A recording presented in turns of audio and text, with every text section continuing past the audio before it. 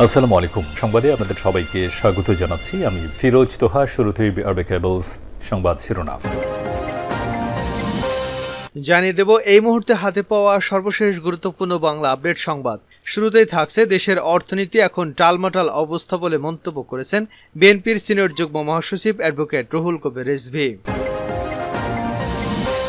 এবারে জানাবো তোপের মুখে সরিয়ে নেওয়া হলো সেই কোকের বিতর্কিত বিজ্ঞাপন। কোমল পানীয় ব্র্যান্ড কোকা-কোলা যুদ্ধ বিধ্বস্ত ফিলিস্তিনে ইসরায়েলের অমানবিক হামলার প্রতিবাদে বিশ্বের বিভিন্ন দেশে ইহুদি এ দেশটির পণ্য বয়কটের ডাক উঠেছে। সেই তালিকায় রয়েছে বাংলাদেশের জনগণও। এবার ইসরায়েলি পণ্য কোকা-কোলার একটি বিজ্ঞাপন নিয়ে সামাজিক যোগাযোগ মাধ্যমে ওঠে ব্যাপক সমালোচনার ঝড়। সেই ঝড় সামলাতে না পেরে ইতিমধ্যেই বিজ্ঞাপনটি কোকা-কোলা তাদের ইউটিউব চ্যানেল থেকে সরিয়ে নিয়েছে।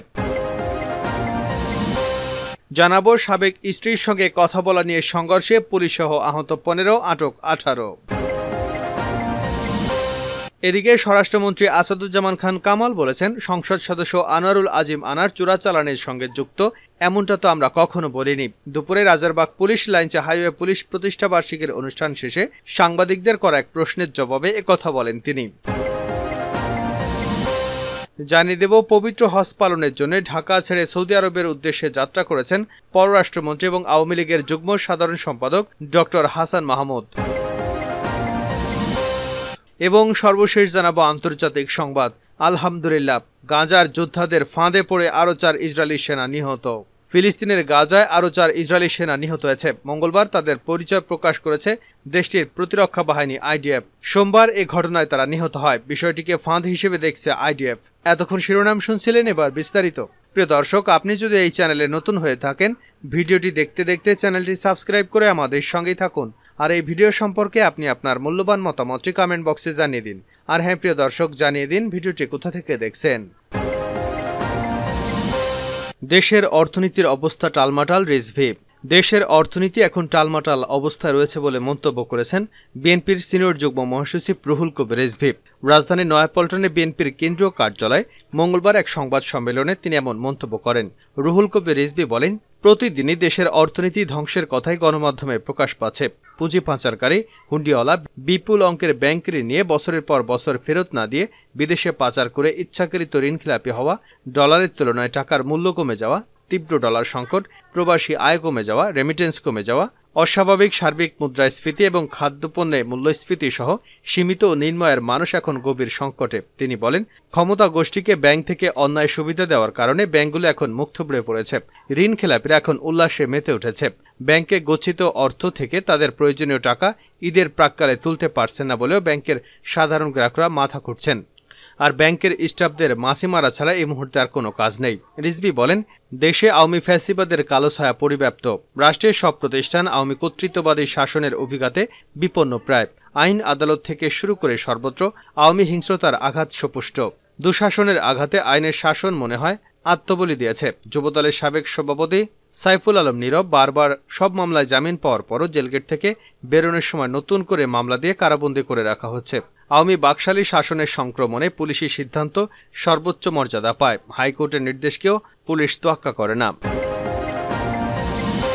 তোপের মুখে সরিয়ে নেওয়া হলো বিতর্কিত সেই বিজ্ঞাপন। কোমল পানীয় ব্র্যান্ড কোকা-কোলা যুদ্ধ বিধ্বস্ত ফিলিস্তিনি ইসরায়েলের অমানবিক হামলার প্রতিবাদে বিশ্বের বিভিন্ন দেশে ইহুদি এই দেশটির পণ্য বয়কটের ডাক দিয়েছে। সেই তালিকায় রয়েছে বাংলাদেশের সাধারণ জনগণও। এবার ইসরায়েলি পণ্য কোকের একটি বিজ্ঞাপন নিয়ে সামাজিক যোগাযোগ মাধ্যমে ওঠে ব্যাপক সমালোচনার ঝড়। সেই ঝড় সামলাতে না পেরে ইতিমধ্যেই বিজ্ঞাপনটি কোকা-কোলা তাদের ইউটিউব চ্যানেল থেকে সরিয়ে নিয়েছে। আজ দুপুরের পর থেকে সেটি আর দেখা যাচ্ছে না। তবে এ বিষয়ে কোকা-কোলা বাংলাদেশের পক্ষ থেকে কোনো অফিসিয়াল প্রতিক্রিয়া এখনও পাওয়া যায়নি। এই বিজ্ঞাপনে অভিনয় করে তোপের মুখে পড়েছেন বিজ্ঞাপনটিতে অভিনয় করা অভিনেতা শরাফ আহমেদ জীবন, শিমুল শর্মা, আব্দুলাল সেন্টু। তারাও ক্ষমা চেয়ে জানিয়েছে নিজেদের অবস্থানের কথা।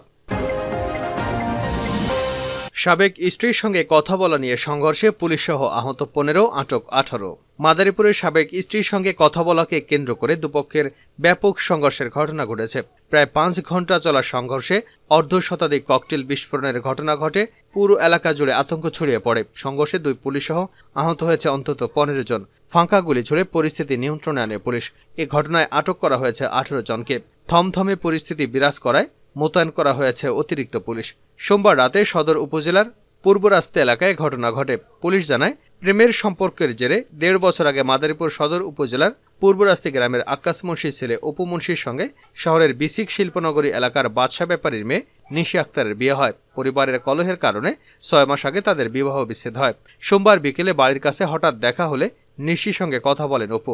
বিষয়টি ক্ষিপ্ত হয়ে নিশির পরিবার অপুকে মারধর করে। এ খবর ছড়িয়ে পড়লে পূর্বরাস্তি এলাকায় দেশীয় অস্ত্রশস্ত্র নিয়ে সংঘর্ষে জড়ায় দুপক্ষ। এই সময় অর্ধশত ককটেল বিস্ফোরণ ঘটায়। রাত ৯:৩০ পর্যন্ত দফায় দফায় চলে সংঘর্ষ। খবর পেয়ে ফাঁকা গুলি ছুড়ে পরিস্থিতি নিয়ন্ত্রণে আনে পুলিশ। সংঘর্ষে ২ পুলিশ সহ আহত অন্তত ১৫ জন। ঘটনাস্থল থেকে ১৮ জনকে আটক করেছে পুলিশ। আর এ ব্যাপারে আইনি ব্যবস্থা নেওয়ার কথা জানিয়েছে পুলিশ। এদিকে পুলিশের উপপরিদর্শক নজরুল ইসলাম আহত ২ পুলিশ সদস্যকে জেলা সদর হাসপাতালে ভর্তি করেছেন। প্রত্যক্ষদর্শী কোহিনুর বেগম বলেন, হঠাৎ চারদিক থেকে শত শত লোকজন এসে মারামারিতে জড়িয়ে পড়ে। ভয়ে দরজা বন্ধ করে দেয়। পরে পুলিশ এসে পরিস্থিতি নিয়ন্ত্রণে আনে। মূলত প্রেমিক প্রেমিকা ২ গ্রুপ এ সংঘর্ষে জড়ায়। কখনো বলিনি এমপি আনার চোরাচালানে যুক্ত ছিল স্বরাষ্ট্রমন্ত্রী। স্বরাষ্ট্রমন্ত্রী আসাদুজ্জামান খান কামাল বলেছেন, সংসদ সদস্য আনুরুল আজিম আনার চোরাচালানের সঙ্গে যুক্ত ছিল তা আমরা কখনো বলিনি। মঙ্গলবার দুপুরে রাজারবাগ পুলিশ লাইন্সে হাইওয়ে পুলিশ প্রতিষ্ঠা বার্ষিকীর অনুষ্ঠান শেষে সাংবাদিকদের এক প্রশ্নের জবাবে একথা বলেন তিনি।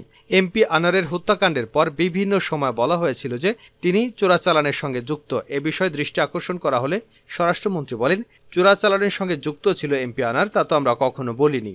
তিনি বলেন, আমরা সব সময় বলে এসেছি এমপির ওই এলাকা সন্ত্রাসপূর্ণ একটি এলাকা। ওখানে সত্যিকারে কি হয়েছে সেটা আমাদের জানতে হবে। আমরা তদন্ত করছি, তদন্তের পরে আপনাদের সবকিছু জানাবো। সংসদ সদস্য আনোয়ারুল আজিম আনারের মেয়ে ডরিন সন্দেহভাজনভাবে নাম বলেছে। কাদের নাম বলেছেন তিনি? এমন প্রশ্নের জবাবে তিনি বলেন, যখন তদন্ত চলে তখন আমাদের মন্ত্রী, আইজিপি কিংবা তদন্তকারী কর্মকর্তার পক্ষ থেকে তদন্ত না করে কোনো কিছু বলা সম্ভব নয়। আমরা মনে করি তদন্ত শেষ হলে এগুলো নিয়ে কথা বলবো। পুলিশের গুলিতে পুলিশ সদস্য নিহতের ঘটনায় পুলিশ সদস্য কাউন্সিলিং এর বিষয়ে জানতে চাইলে স্বরাষ্ট্রমন্ত্রী বলেন, পুলিশের ট্রেনিং এর সময় মানসিক স্বাস্থ্য নিয়ে বিস্তারিতভাবে কয়েকদিন ট্রেনিং দেওয়া হয়, যাতে মেন্টাল স্টেটটা তাদের কম থাকে। গুলিতে পুলিশ সদস্য নিহতের ঘটনার কারণ এবং ভবিষ্যৎ পরিকল্পনা কি হবে সেটি নিয়ে আইজিপি রিসার্চ করছেন বলে জানিয়েছেন তিনি। গাজার যোদ্ধাদের ফাঁদে পড়ে ৪ ইসরায়েলি সেনা নিহত। ফিলিস্তিনের গাজায় আরও ৪ ইসরায়েলি সেনা নিহত হয়েছে। মঙ্গলবার তাদের পরিচয় প্রকাশ করে দেশটির প্রতিরক্ষা বাহিনী আইডিএফ। এর আগে সোমবার ১০ জন এ ঘটনায় তারা নিহত হন। বিষয়টিকে ফাঁদ হিসেবে দেখছে আইডিএফ জানায়, দক্ষিণ গাজা রাফা শহরের একটি ভবনে অভিযানে যায় সেনারা। তারা ভবনটি পর্যবেক্ষণে রাখে। সেখান থেকে হামাসের হামলার আশঙ্কা ছিল, তাই সরাসরি প্রবেশ না করে বোমা ছোড়া হয়। কিন্তু তাতে কোনো প্রতিক্রিয়া না পেয়ে প্রবেশ করে ইসরায়েলি সেনারা। ৩ তলা ভবনটিতে প্রবেশের কিছুক্ষণের মধ্যেই ভয়াবহ বিস্ফোরণ হয়। ভবনের ধ্বংসস্তূপে চাপা পড়ে কয়েকজন সেনা। এই ঘটনাকে ফাঁদ হিসেবে দেখছে ইসরায়েলি প্রতিরক্ষা বাহিনী। তাদের দাবি, ভবনটিতে হামাসের সুড়ঙ্গ থাকার প্রমাণ মিলেছে, এর মানে এখানে হামাস যোদ্ধারা ছিল। আইডিএফ আরও জানায়, নিহত ৪ সেনা ছাড়াও আরও ৭ জন আহত হয়েছে। তাদের মধ্যে ৫ জনের অবস্থা আশঙ্কাজনক। এ নিয়ে গাজায় হামাসের বিরুদ্ধে স্থল অভিযান শুরুর পর থেকে ২৯৯ সেনা হারালো ইসরায়েলে হামাসের নজিরবিহীন হামলার পর গত বছরের ৭ই অক্টোবর থেকে গাজায় ব্যাপক হারে হামলা শুরু করে নেতানিয়াহু বাহিনী। গাজার স্বাস্থ্য কর্তৃপক্ষের মতে, ইসরায়েলের হামলায় ৩৬,৫০০-এরও বেশি ফিলিস্তিনি নিহত হয়েছেন, যাদের বেশিরভাগই নারী ও শিশু। এছাড়া ৮৩,০০০-এরও বেশি আহত হয়েছেন। এদের অনেকেরই অবস্থা আশঙ্কাজনক। এদিকে গাজায় তীব্র হচ্ছে খাদ্য, বিশুদ্ধ পানি এবং ঔষধের সংকট। ধ্বংসস্তূপের নিচে চাপা পড়ে আছে বহু লাশ।